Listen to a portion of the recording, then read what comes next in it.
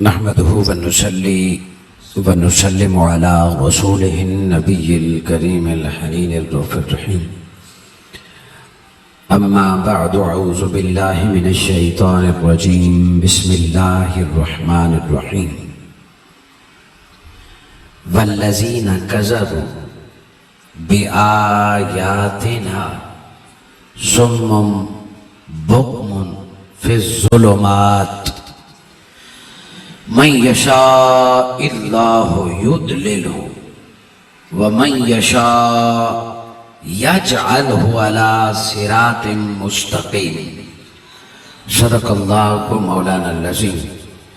مولاي صل وسلم دائما ابدا ابدا ابدا على حبيبك خير خلق كلهم.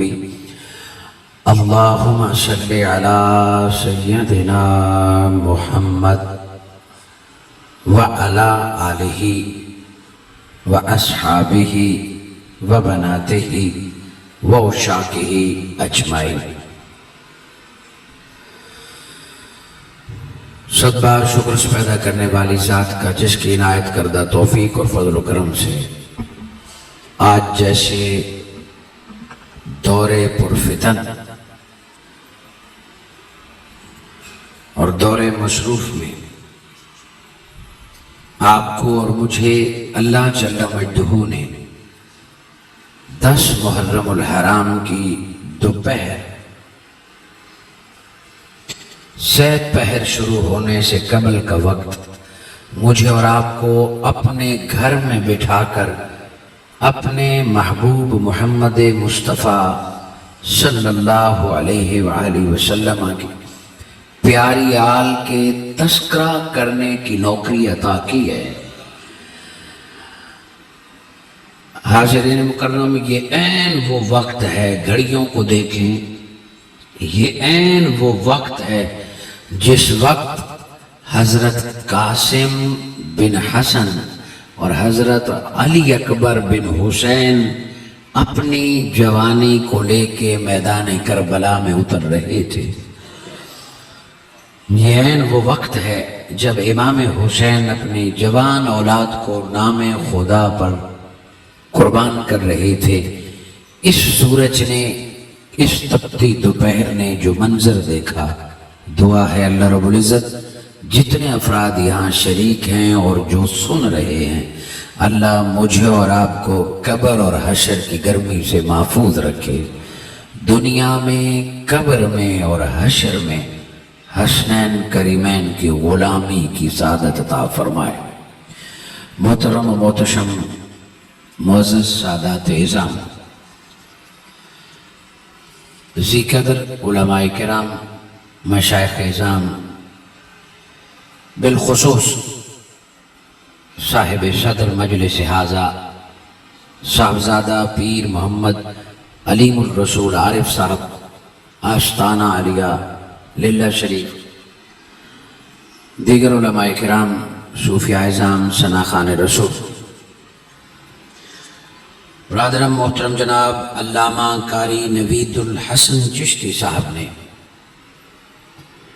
جس درد، جس محبت اور جس نسبت سے اس پروگرام کا انعقاد کیا اور ایک طویل عرصے سے اس پروگرام کے انتظام اور میری شرکت کے سلسلے میں رابطہ کرتے رہے، اللہ رب العزت قاری نوید الحسن چشتی صاحب کو اللہ کے گھر اور نبی کی آل سے محبت کے بدلے خلوص کی دنیا میں اعلیٰ مقام عطا فرمائے.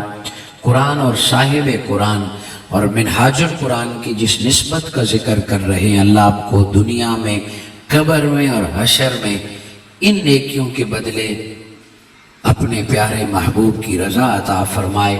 اور آج کے اس بابرکت ذکر میں جیسا کہ آپ سن رہے تھے، تحریک منہاج القرآن سرگودا، پاکستان عوامی تحریک سرگودا، محترم جناب چودھری فہیم حیدر چیمہ صاحب صدر پاکستان عوامی تحریک، محترم جناب محمد عمران ملک صاحب جنرل سیکرٹری عوامی تحریک، محترم جناب ڈاکٹر صدر الحسن فیضی صاحب رہنما منہاج القرآن، اور محترم جناب محمد اقبال کاشف صاحب جو خود ایک رتب اللسان، جو خود ایک قادر الکلام، کمپیئر بھی ہیں، مقرر بھی ہیں اور اہل بیت کا درد بیان کرنے والے ہیں. وقت کی قلت کی وجہ سے ہم آپ کے لب و لہجے سے اپنے قلوب و اذہان کو ذکر اہل بیت سے مسرور نہ کر سکے. اور تحریک منہاج القرآن علاقہ حاضہ اور یہاں کے مرکزی رہنما تشریف فرما ہے محترم جناب ملک مقصود احمد صاحب. ہمیشہ کی طرح نوجوانوں کی سرپرستی کرتے ہوئے یہاں موجود ملک ظہیر احمد آوان صاحب اور یوتھ لیگ کے صدر ہارون احمد ملک صاحب اور جتنے دیگر میں نے ذکر کر دیا تاکہ میرے ساتھ ان کی بھی حاضری ہو. اور معزز علماء کرام ثناءخوان رسول. وقت میرے پاس قلیل ہے اور بات گہری کرنا چاہتا ہوں. نہایت محبت سے توجہ چاہوں گا. فقط چند واقعات یا فقط چند مصائب سنا کے آپ کی آنکھوں کو نم کرنا مشکل نہیں، چونکہ آپ کے دل میں اہل بیت کا درد پہلے سے موجود ہے. آپ پہلے سے اہل بیت سے عشق کرنے والے ہیں. مگر آج 10 محرم الحرام کا دن ہے اور یہ وہ وقت تھا جب قربانیاں ہو چکی. میرا سوال یہ ہے، اشتہار پہ آپ نے پڑھا ہوگا فکر حسین. ایک ہے شہادت حسین اور ایک ہے فکر حسین. سوال یہ ہے کہ 10 محرم الحرام کے دن اتنا بڑا نقصان ہوا اسلام کا بھی اور مصطفیٰ کے گھرانے کا بھی. 72 مخلص ترین ہستیوں کے جسد کربلا کی ریت پر بغیر سروں کے پڑے اور ایک علی کے خون کے 17 تن ایک گھروں کے ٹکڑے ٹکڑے کربلا کی ریت پہ پڑے ہیں. کسی علاقے کا ایک عالم دین فوت ہو جائے، کسی علاقے کا ایک پیر رخصت ہو جائے تو لوگ کہتے ہیں اندھیرا ہو گیا، ہم یتیم ہو گئے. نبی کے گھرانے کے 17 افراد ایک ہی دن ذبح ہو گئے اور امت مسلمہ کے 72 مخلص ترین ہستیاں اس دنیا سے رخصت ہو گئی. میرا سوال یہ ہے کہ کیا اس نقصان کے بچنے کا کوئی طریقہ نہیں تھا؟ جگہ ٹل جاتی ہیں، صلح ہو جاتی ہے، رستے بدل جاتے ہیں. کیا اتنے بڑے نقصان کے 6 ماہ کا علی اصغر پانی اور دودھ کی بجائے سینے میں تیر اتار دیا جائے؟ قاسم جوان اور علی اکبر جوان شیرے باندھنے کی بجائے گھوڑے کے پاؤں تلے رون دیا جائے؟ کیا کوئی جوانوں کو بچانے کا راستہ نہیں ہوگا؟ ہاں تھا. لوگ تن من دھن قربان کر دیتے ان ہستیوں کو بچانے کے لیے، روئے زمین کی نعمتیں پیش کر دیتے. راستہ تھا بچانے کا، مگر روز اول سے لکھا گیا تھا کہ یہ گھرانہ اپنے آپ کو بچانے کے لیے دنیا میں نہیں بھیجا جا رہا. علی سے لے کے علی اصغر تک، فاطمہ تو زہرا سے لے کے سکینہ اور سغرا تک، اے امت مصطفیٰ اپنے بچانے کے لیے نہیں، تیرے لیے دین بچانے کے لیے قربان ہو جائے گا. یہ پیدا اسی لیے کیے گئے، یہ آئے اسی لیے گئے. اپنی اس بات کی ایک دلیل کے بعد میں آگے آیت کی طرف آؤں گا کہ امام حسین کی ولادت سے کربلا کے چرچے تھے، امام حسین کی آمد سے ذبح ہونے کے چرچے تھے، کربلا کے چرچے تھے، فرات کے چرچے تھے، مقام نینوا کے چرچے تھے، ان لوگوں کی حکومت کے چرچے تھی. مگر لوگوں کسی ایک دن نہ مصطفیٰ نے دعا مانگی، نہ فاطمہ تو زہرا نے چادر پھیلائی ہے، نہ علی شیر خدا نے رب سے التجا کی. کسی ایک اہل بیت میں ہاتھ نہیں اٹھائے مولا حسین کو بچا لے، مولا علی اکبر کو بچا لینا. اے اللہ تقدیر تیرے ہاتھ میں ہے، تقدیر ڈال دے، کربلا کو روئے ہستی سے نکال دے. نہ میرے آقا دعا مانگتے ہیں، نہ 10 محرم تک حسین نے بچنے کی دعا مانگتے تو مردے زندہ ہو جاتے ہیں. محمد مصطفیٰ کی دعا سے کٹی ہوئی گردنیں بخاری شریف بتاتی ہے کہ بچوں کی گردنیں کٹ گئی، میرے آقا خواہش کا اظہار کریں تو کٹی ہوئی گردنیں جڑ جائیں اور قتل بچے زندہ ہو جائیں، تو کیا قتل ہونے سے پہلے حضور دعا مانگے اور اللہ رد فرما دے؟ مصطفیٰ نے، علی مرتضیٰ نے، زہرا نے کبھی اللہ کو یہ نہ کہا کہ میرے حسین کو بچا لینا، چونکہ وہ جانتے تھے کہ حسین کی شہادت ہی مرضی خدا ہے، حسین کی شہادت ہی رضا الہی ہے، اور یہی اسلام کی آبیاری ہے۔ حاضرین مکرم، آئیے اس تناظر میں دیکھتے ہیں کہ فکر حسین کیا ہے۔ میں نے آپ کے سامنے آیہ مبارکہ سورہ نام آیہ مبارکہ تلاوت کرنے کا اعزاز حاصل کیا، سنیے اور بہت توجہ چاہوں گا۔ آج جو حالات پیدا کیے گئے، آج جو معاملات ڈسکس کیے جائیں، اور بدبختی یہاں یہ کہ یزید کی ساتھ رضی اللہ عنہ لگانے کے لیے حدیثیں نکالی جاتی ہیں، آیتیں پڑھی جاتی ہیں۔ بس دو آیات آپ کے سامنے رکھ کے آج فیصلہ رکھتا ہوں آپ کے سامنے۔ میں نے سورہ نام کی آیہ مبارکہ جو تلاوت کی، آج عنوان کے طور پہ قرآن مجید فرقان حمید میں اللہ جل مجدہ فرماتے ہیں والذین کذبوا، اور جن لوگوں نے جھٹلایا بآیاتنا، میری آیتوں کو، ہماری آیتوں کو، یا آیاتنا ہماری آیتوں کو جن لوگوں نے جھٹلایا، سمم بکمن، حضور شیخ الاسلام ترجمہ فرماتے ہیں وہ بہرے ہیں، وہ گنگے ہیں، پھر ظلمات، اور وہ تاریکی میں بھٹک رہے ہیں۔ اندھے نے تو بھٹکنا ہی ہے، ٹھوکریں کھانی ہی ہے، بہرے نے کسی کی نصیحت کیا سننی ہے؟ کہ جو اللہ کی آیتوں کو جھٹلائے گا وہ بہرے ہیں، وہ گنگے ہیں، پھر ظلمات، وہ گمراہی میں بھٹک رہے ہیں۔ اب آگے خود اللہ نے فیصلہ فرما دیا، من یشاء اللہ، جسے اللہ چاہتا ہے اسے گمراہی کے لیے چھوڑ دیتا ہے، وَمَن یشاء یجعلہ علی صراط مستقیم، اور تم میں سے جس کو اللہ چاہتا ہے صراط مستقیم پر لے آتا ہے۔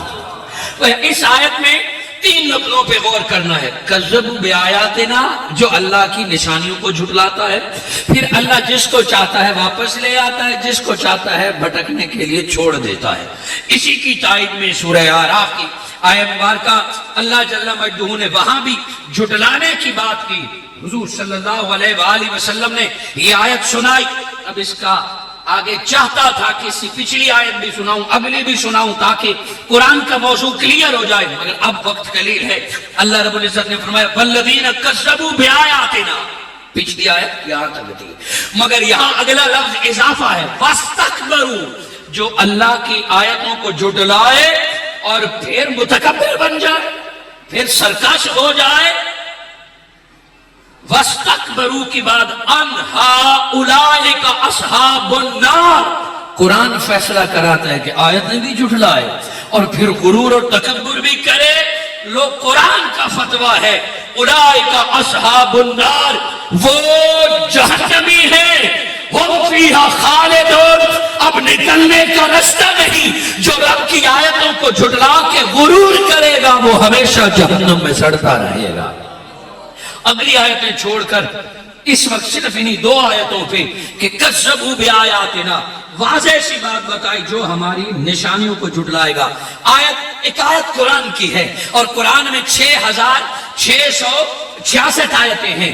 قرآن کتاب بن رہی ہے تو چھوٹی چھوٹی بڑی بڑی آیتوں سے کتاب بن رہی ہے۔ قرآن اللہ کا کلام ہے، پوری قرآن کو اللہ رب العزت نے فرمایا لا یمسہ الا المطہرون، سوائے پاک لوگوں کے کوئی اس کے قریب نہ آئے۔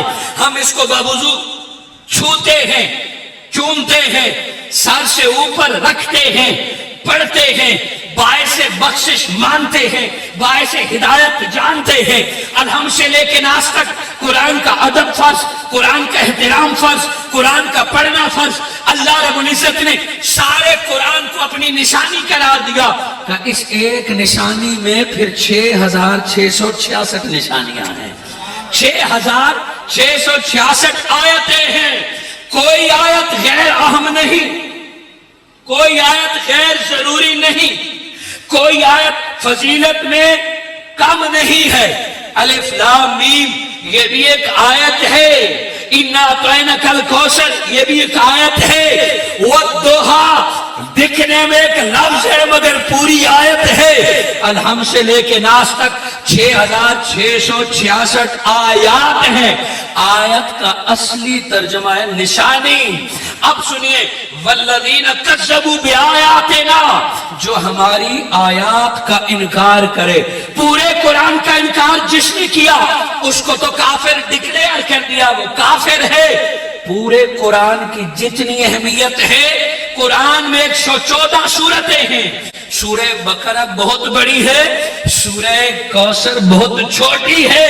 کہ بقرہ ہو، رحمان ہو، تبارک الذی ہو یا پھر سورہ کوثر ہو، آیات اپنی جگہ پہ 114 سورتوں کی ہر سورت کا محافظ خود رب ہے۔ سورہ کوثر کی حفاظت بھی وہ خود کرے گا، سورہ بقرہ کی حفاظت بھی وہ خود کرے گا۔ وہ 6666 آیتوں میں کوئی ایک آیت کا انکار کر کے دکھائے، ایک آیت کا، والضحیٰ کو نہ مانے، واللیل اذا سجا کو نہ مانے، الف لام میم کو نہ مانے۔ اور بہت توجہ چاہوں گا، باریک بات ہے، یوں فرعون پہ لعنت بھیجتے ہیں ہم، نمرود پر بھی لعنت بھیجتے ہیں ہم، شیطان پر بھی لعنت بھیجتے ہیں ہم، مگر فرعون، نمرود، شیطان، ابلیس ہمیں یہ نام بھی اچھے نہیں لگتے، مگر جب قرآن میں آتے ہیں تو اسے بھی تلاوت کرتے ہیں، پھر قرآن میں ان لفظوں کا خیال بھی کرتے ہیں، اسے باعث ثواب بھی سمجھتے ہیں۔ ویسے فرعون لعنتی، مگر قرآن میں تلاوت کے دوران پڑھو گے تو فرعون کے فے پڑھنے کا بھی ثواب ملتا ہے، را پڑھنے کا بھی 10 نیکیاں مل جاتی ہیں۔ سمجھیے، باریک بات کو سمجھیے، الحم سے لے کے ناس تک قرآن کی ایک ایک آیت محفوظ، قرآن کی ایک ایک آیت معزز، عزت والی، تکریم والی، کا جس طرح پورے قرآن کا ادب، اس طرح ایک ایک آیت کا ادب، جس طرح پورے انکار قرآن کا انکار کفر، اسی طرح ایک آیت کا بھی کفر۔ جب بات عقیدے کی کلیئر ہو گئی، دوبارہ آیت پہ آئیے، والذین کذبوا بآیاتنا جو ہماری آیتوں کو جھٹلاتا ہے۔ آیات قرآن میں تو 6666 ہے، مگر کائنات میں رب کی لاکھوں آیات موجود ہیں۔ یعنی قرآن کی آیتیں متلو ہیں، قرآن کی آیتیں حروف میں ہیں، قرآن سے باہر بھی رب نے بڑی بڑی آیات رکھی ہے۔ آؤ قرآن کی آیت سے ایک بڑی آیت بتا دوں، قرآن سے بھی ایک بڑی نشانی بتا دوں، وہ اس نشانی کا بتا دوں جس کی وجہ سے قرآن نشانی بنا ہے، وہ آیت بتا دوں جس کی وجہ سے قرآن آیت بنا ہے۔ مولا قرآن سے بڑی بھی کوئی آیت ہے، قرآن سے بڑی بھی کوئی نشانی ہے؟ فرمایا ہاں، قد جاءکم برہان من ربکم، مصطفیٰ کی ذات خود رب کی نشانی بن کے آئی ہے، مصطفیٰ کی ذات رب کی آیت ہے، رب کی نشانی ہے۔ جس طرح قرآن تمہیں، جس طرح قرآن کی آیتیں تمہیں، جس طرح قرآن کی زبر زیر تمہیں عزیز ہے، بالوں سے لے کے ناخن تک مصطفیٰ رب کو عزیز ہے۔ جس طرح 30 پاروں سے قرآن بنا، 114 سورتوں سے قرآن بنا، 6666 آیتوں سے قرآن بنا، اسی طرح کوئی بال مبارک، کوئی آنکھ مبارک، کوئی ناک مبارک، کوئی لب مبارک، کوئی ریش مبارک، علم نشرہ کا سینہ، ید اللہ والا ہاتھ، لا اقسم بہذا البلد والا قدم کا ناخن سے لے کر بال تک مصطفیٰ واحد نشانی ہے، مگر بال سے لے کے ناخن تک جس طرح قرآن کی آیت کی جدا جدا عزت ہے، مصطفیٰ کے جسم کی ہر نشانی کی عزت ہے۔ بہت توجہ کیجیے گا کہ بالوں کی بھی عزت، اب کسی کو بالوں کے انکار اور بے ادبی کی اجازت نہیں ہے۔ ناخن کی بھی عزت، ناخن بھی صحابہ نے سنبھالے، بال بھی صحابہ نے سنبھالے، حتیٰ کہ امام بخاری بتاتے ہیں میرے آقا کے لعاب کی بھی عزت ہوتی تھی. بڑے بڑے سردار لعاب مصطفیٰ چہرے پہ مل لیتے تھے. میرے آقا کی جوتی کا ذکر بھی ادب سے کرنا ہے, حضور کے بستر کا, حضور کی چادر کا ذکر بھی ادب سے کرنا ہے. اور تو اور آقا جس تلوار کو ہاتھ لگا لیں وہ بھی عزت والی ہو گئی. آقا جس اٹھنی پہ بیٹھ گئے وہ بھی عزت والی ہو گئی. آقا جس دراز گوش گدھے پر سواری اور ہاتھ لگا لے وہ بھی عزت والا ہو گیا. مصطفیٰ خود تو نشانی ہے, جس کو چاہے اسی کو اللہ کی نشانی بنا دے. وَمَنْ يُعَظِّمْ شَعَائِرَ اللَّهِ, جو اللہ کی نشانیوں کی عزت کرے گا, کبھی حجر اسود اللہ کی نشانی, کبھی صفا و مروہ اللہ کی نشانی, کبھی کعبہ اللہ کی نشانی. یہ پتھر تھے, نبیوں کے ساتھ نسبت ہوئی تو اللہ کی نشانی بن گئے. وَالَّذِينَ كَذَّبُوا بِآيَاتِنَا, جو میری کسی ایک نشانی کا انکار کرے گا, بے ادبی تو دور, گستاخی تو دور, کسی ایک آیت کی کا انکار کرے گا کلیتاً, پھر اس کی نمازیں اسے نہیں بچا سکتی, پھر اس کا روزہ اسے نہیں بچا سکتا. بس بات یہاں تک پہنچی کہ میرے آقا رب کی نشانی جو میرے آقا کا وہ اللہ کا. اب آؤ کربلا سننے والوں, میرے آقا نے پہلے دن واضح فرما دیا, حسین بیٹا علی کا, انا من الحسین والحسین منی. جس طرح آیت قرآن سے جدا نہیں ہو سکتی, ویسے حسین مصطفیٰ سے جدا نہیں ہو. حسن مجھ سے, حسین مجھ سے, فاطمہ تو بنا تو منی, اور منی فاطمہ بھی میرے جگر کا ٹکڑا. علی یا علی لحموں کا لحمی, علی جسم تیرا ہے, تیرے جسم میں جو گوشت ہے یہ مصطفیٰ کا ہے.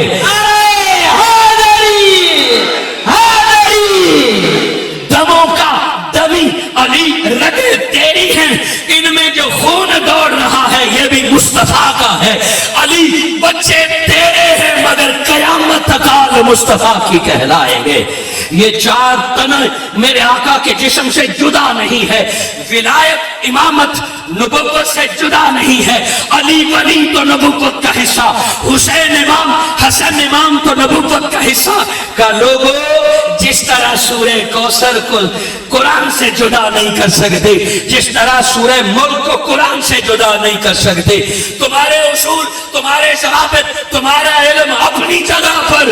حسین کو نہ دنیا میں نہ حشر میں, علی کو نہ دنیا میں نہ حشر میں, فاطمہ اور حسن کو نہ دنیا میں نہ حشر میں, نہ کسی نے جدا کیا نہ کر سکے گا. دیکھنے میں یہ پانچ تن ہے اور کہنے کو یہ اللہ کی نشانی ہے. اہل بیت اللہ کی نشانی ہے. مودت فی القربى والذین کذبوا بآیاتنا, اس سے مراد قرآن کی آیتیں ہیں, اس سے مراد اسلام ہے. مگر آج دل کی مناسبت سے اگر تیرے دل نے حسین کو اللہ کی نشانی مان لیا, بولا مانا کہ نہیں مانا؟ علی اللہ کی نشانی ہے یا نہیں ہے؟ فاطمہ الزہرا اللہ کی آیت ہے کہ نہیں ہے؟ امام حسن اللہ کی آیت ہے کہ نہیں ہے؟ اگر یہ اللہ کی آیات ہیں, ارے آج تو جو زندگی حسین کے نام پر وقف کر دے دنیا, اس کو آیت اللہ کہتی ہے. اپنے عقیدے میں اس کو آیت اللہ کہتے ہیں جو زندگی نام حسین پہ وقف کر دے. میں تو کہہ رہا ہوں اہل بیت آیات اللہ ہیں, اللہ کی آیات ہیں, اور اللہ کی آیات کا انکار کفر ہے. اب والذین کذبوا بآیاتنا, جو میری آیتوں کا انکار کرے گا, حسن کو نہ مانے, حسین کو نہ مانے, فاطمہ کو نہ مانے, علی کو نہ مانے, سنبم بکبر ہے ہی یہ بہرے, آنکھ ہوتی تو حسین کو نہ پہچانتے, آنکھ ہوتی تو حسن کو نہ پہچانتے. بھلا چاند کا بھی کوئی انکار کر سکتا ہے؟ ارے یہ بہرے ہیں, زندہ ہوتے تو آج پتھر بھی سنا رہے ہیں کہ حسین منی, حسن منی. یہ بہرے ہیں, ان کو یہ روایات سنائی نہیں دیتی. من کنت مولا ہو کی حدیث نہیں سنا دیتی. فاطمہ میرے جگر کا ٹکڑا ہے, یہ آج توبہ کے لوگوں کو پتا ہے, یزید کو نہیں پتا تھا, ابن زیاد کو نہیں پتا تھا, شمر کا نہیں پتا تھا. کہ ہاں تمہیں پتا ہے کہ علی مولا نبی کا, فاطمہ الزہرا نبی کی، حسین نبی کی نشانی تمہیں پتا ہے، یزید کو نہیں تھا، اسی لیے بغمد وہ بدبخت اندھا بھی تھا، بہرا بھی تھا، ایک زبان اس کی کھلی ہوئی تھی تاکہ وہ زبان سے اپنے لیے لعنتیں کروائے۔ من یشاء اللہ، اور جب کوئی اللہ کی آیتوں کا دشمن ہو جاتا ہے تو اللہ خود چاہ کے اسے گمراہ کر دیتا ہے۔ یہاں من یشاء، حضور شیخ الاسلام ترجمہ فرماتے ہیں، بہت غور کیجئے گا، آپ فرماتے ہیں اللہ جسے چاہتا ہے۔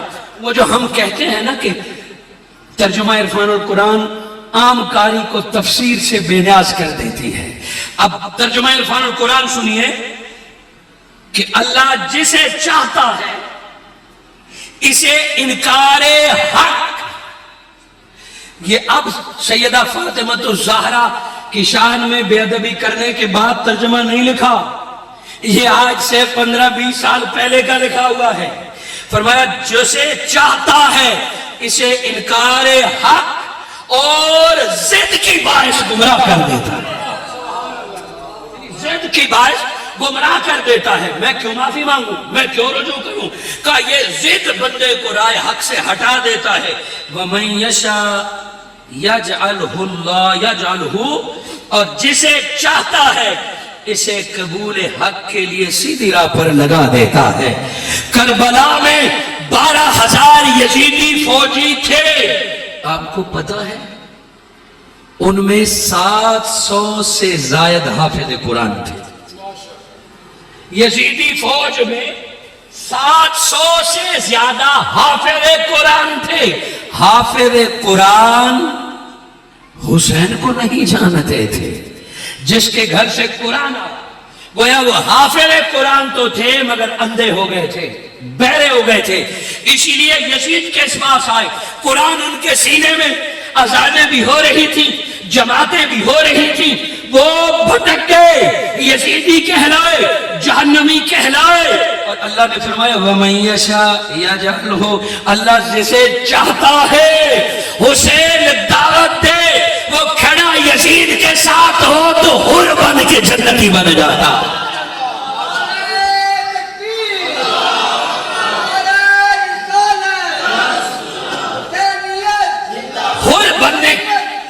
حر بننے کے لیے ضد کو چھوڑنا پڑتا ہے۔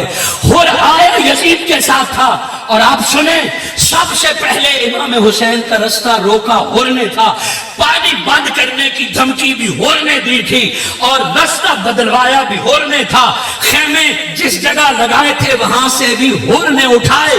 یہ یزید کے ابن زیاد کے کہنے کے بعد دل میں ملال ہو رہا تھا کہ قصور کیا ہے نبی کے بیٹے کا، یہ دل کے میں سرکاری نوکر ہوں، حسین کو تو جو بات کہتا ہوں وہ ماننے لیتے ہیں، وہ تو جنگ نہیں کرنا چاہتے، وہ تو تلوار نہیں نکالنا چاہتے، یہ دل میں حسرت پیدا ہوئی، ہلکی سی اہل بیت کا ادب پیدا ہوا، کا حر ادھر ادب پیدا ہوا ہے، سن یہ 10 محرم ہے، ابھی حسین یزیدیوں کو پکاریں گے، یزیدیوں کی فکر نہیں ہے، ان جہنمیوں میں ایک جنتی کھڑا ہے، جس دل میں حسین کی محبت ہو وہ جہنمیوں میں ہوگا بھی صحیح تو اللہ جنت کا رستہ عطا فرما دے۔ اخدی ٹھنڈک دل دا چین، جاؤ حسین جاؤ، اخدی ٹھنڈک دل دا چین، ہٹا کے اخدی ٹھنڈک دل دا چین،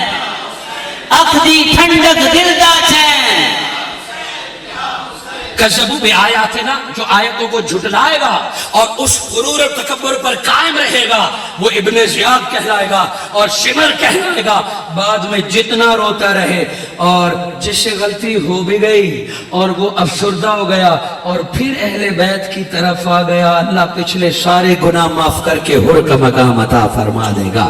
حاضرین مکرم، میرا یہ سوال تھا کہ کیا یہ کربلا کے نقصان کے علاوہ کوئی رستہ نہ تھا؟ در حقیقت یزید خود ڈائریکٹ اللہ کی آیتوں کو جھٹلا رہا تھا۔ یزید کے اگر گناہ ہوتے تو گناہگار جانے اور خدا جانے، ہم جیسے کئی گناہگار ممبروں پر بیٹھ کر 2-2 گھنٹے تقریریں کر جاتے ہیں، میرے گناہ سے تو میں جانوں میرا رب جانے۔ یزید اگر हुकूकुल्लाह में गुनाहगार था, तो वो तो अल्लाह रब्बुल इज्जत ने दरवाजे खोले हुए हैं।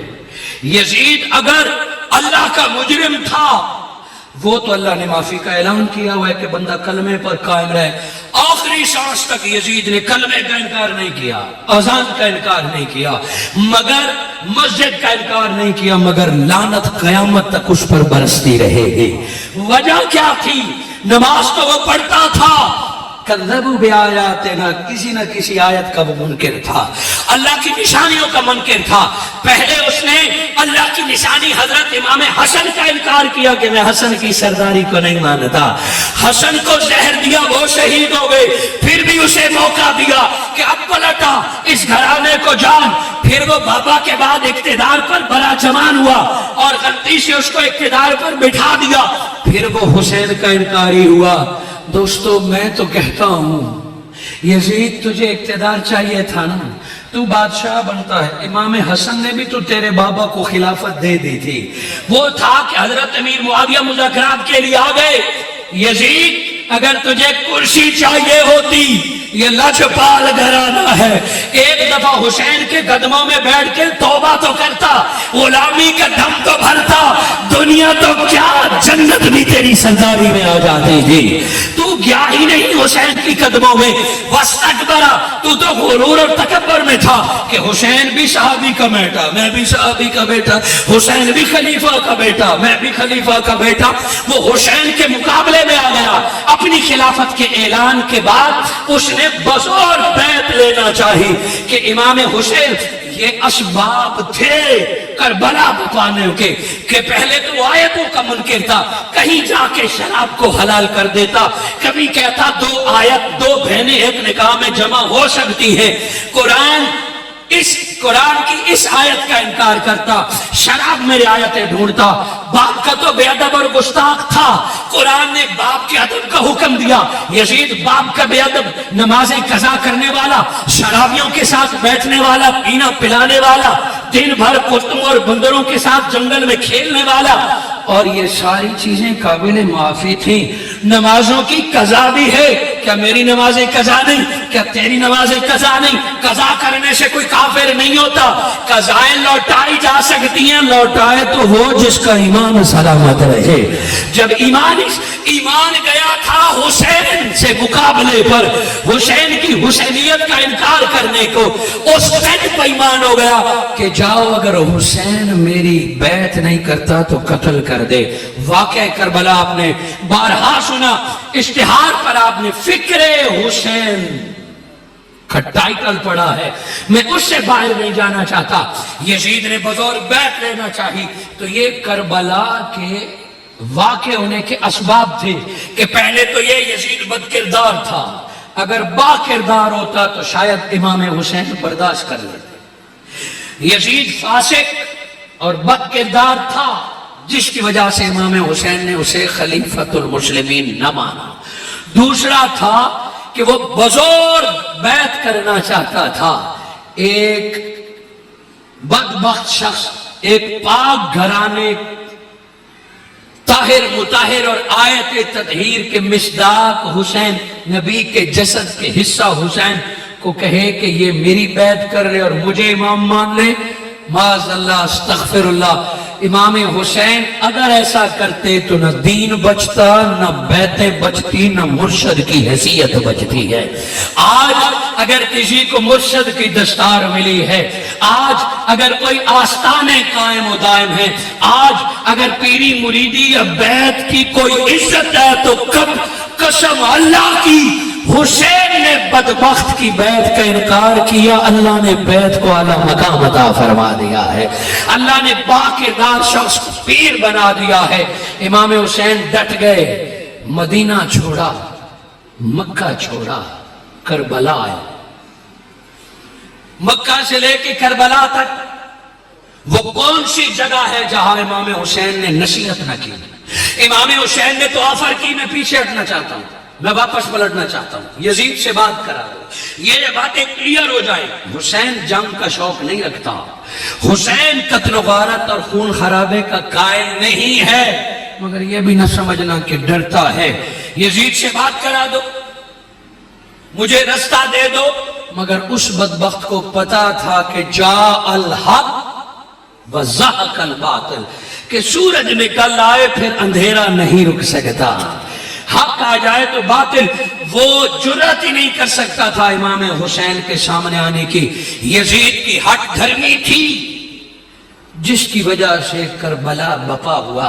ये हकीकत खुदा भी जानता था, मुस्तफा भी जानता था, आयतों में भी बता गया और हुजूर भी समझा गए कि एक बदबख्त आएगा जो इक्तिदार की खातिर दीन से गुतार करेगा। फिर कुछ हस्तियां ऐसी होंगी जो जान तो कुर्बान कर जाएं मगर दीन को बचा जाएंगी। इस्लाम जिंदा होता है हर करबला के बाद।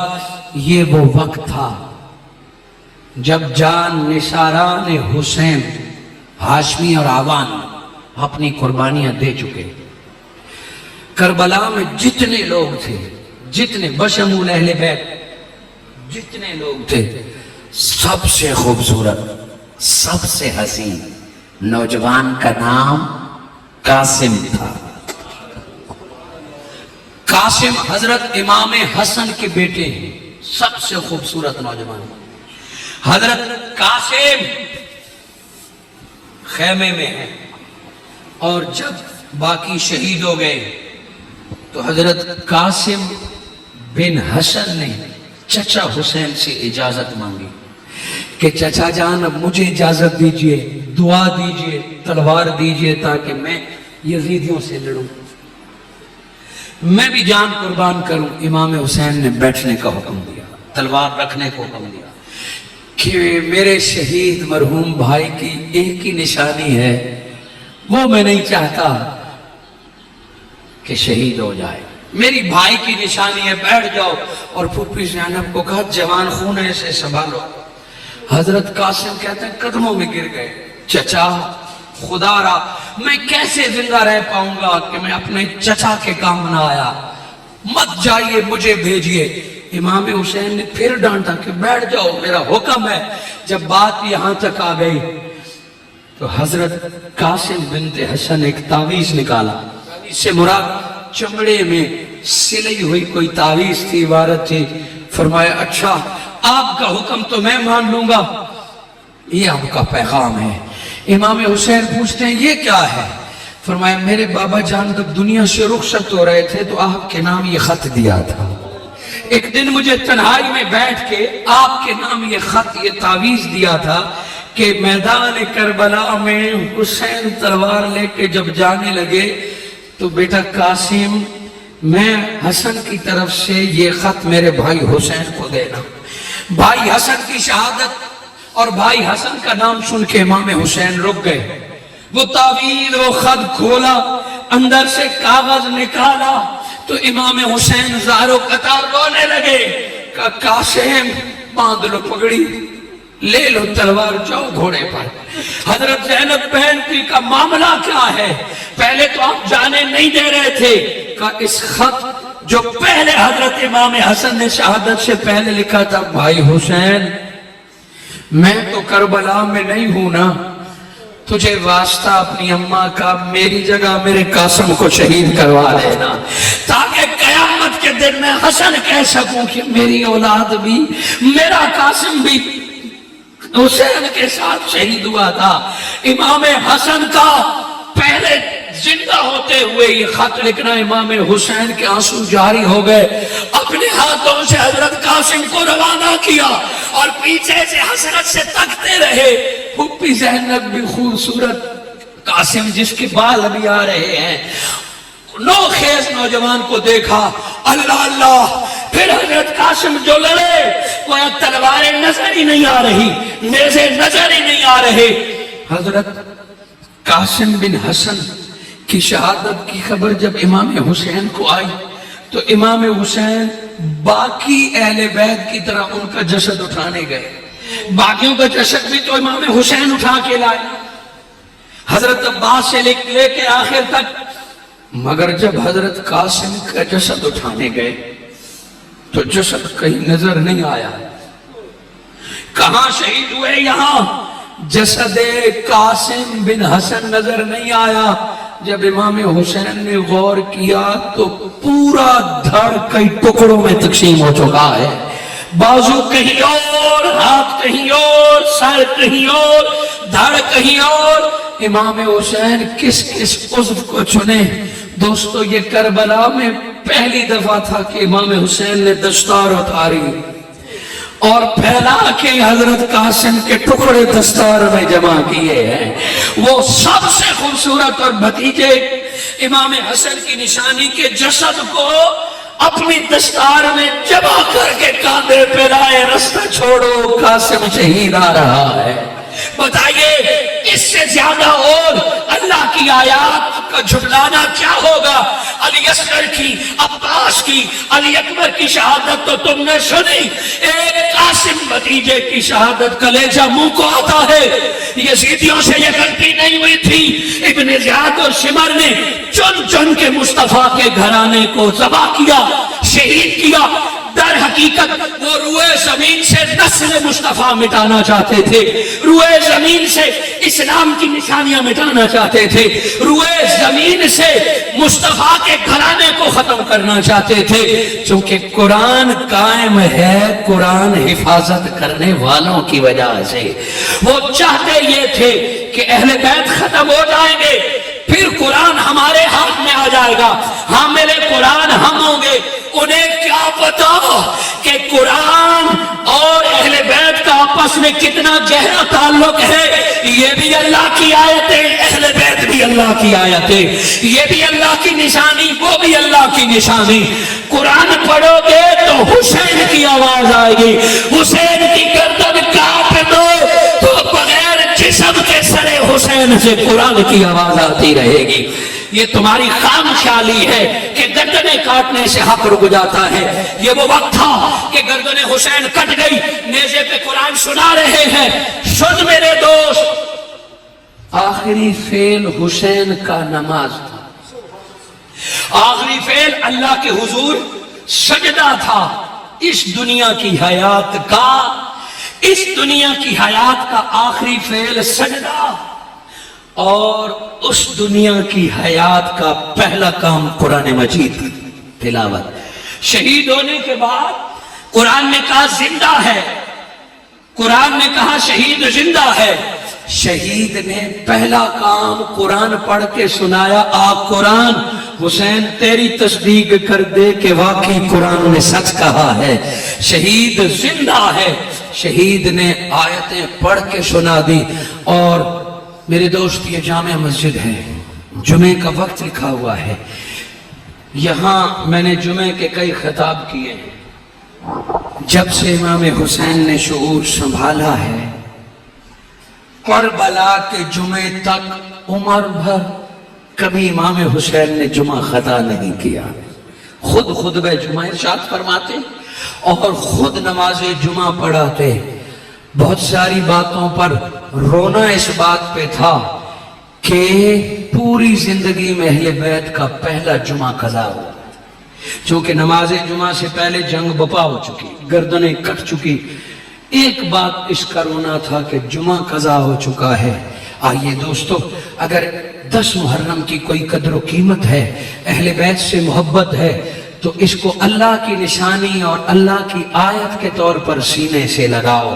حسین حسین کرنا بھی تلاوت جتنا ثواب عطا فرماتا ہے۔ الذکر علی عبادہ، علی علی کرنا بھی ثواب عطا فرماتا ہے۔ جس طرح الرحمن علم القرآن فَبِأَيِّ آلَاءِ رَبِّكُمَا تُكَذِّبَانِ یاسین والقرآن الحکیم تبارک الذی بیدہ الملک۔ جس طرح یہ آیتیں پڑھنے سے گناہ معاف ہوتے ہیں، اسی طرح علی و حسین کے نغمے گانے سے بھی، نغمے الاپنے سے بھی، ذکر کرنے سے بھی گناہ معاف ہوتے ہیں۔ نعرہ تکبیر، نعرہ رسالت، نعرہ تحقیق، نعرہ حیدری۔ میری مجبوری ہے کہ میں تادیر آپ کے ساتھ بیٹھتا، مگر میں نے اسی نوکری اور اسی خدمت کے لیے کسی اور جگہ پہنچنا تھا، سو انہی کلمات پر گفتگو کا اختتام کرتے ہیں۔ دعا کرتا ہوں اللہ آپ کو اور مجھے درد حسین اور غم اہل بیت عطا فرمائے. جس وجہ سے کربلا بپا ہوا، اللہ مجھے اور آپ کو حق کہنے اور حق کا ساتھ دینے کی توفیق عطا فرمائے. منہاج القرآن کا زمین پر اور کوئی قصور نہیں ہے، کوئی غلطی نہیں نکال سکتا. ہاں اہل بیت کی بات آتی ہے تو ڈٹ کے حضور شیخ الاسلام سچ بیان فرماتے ہیں. مقام سیدنا ابو بکر صدیق اور حضرت عمر کی بات آتی ہے، لوگ فقط نعرے لگاتے ہیں، اور حضور شیخ الاسلام نے 26 گھنٹے مقام ابو بکر صدیق بیان کیا ہے. اگر تم یہ کتابیں پڑھتے، اگر تم یہ سنتے، دفاع شیخین نیٹ پہ جائیے یا کتاب خریدیے، آپ کو اتنے دلائل ملیں گے کہ آپ کو لگ پتہ چل جائے گا صدیق کہتے کس کو ہے. پھر مقام علی پڑھیے تو آپ کو پتہ چل جائے کہ علی کس کو کہتے ہیں. حاضرین مکرم، در حقیقت ہم سنوں کے، ہم واعظوں کے، ہم قصہ گو، ہم جھوٹی روایتوں کے، ہم لچھے دار ذاکروں کے اور ہم جذباتی باتوں کے عادی ہو چکے ہیں. قرآن ہمیں کوئی سنائے تو ہم کہتے ہیں کوئی چس نہیں آئی، کوئی مزے والی بات نہیں تھی. آئیے، قرآن جس طرح علی کے حق میں بولتا ہے ویسے ہی ابو بکر کے حق میں بولتا ہے، ویسے ہی عمر کے لیے بولتا ہے. کبھی قرآن سے پوچھ تو صحیح. منہاج القرآن کی دعوت یہی ہے کہ آؤ ہم تمہیں قرآن سے ملاتے ہیں، پھر تم جانو اور قرآن جانے. جزاکم اللہ.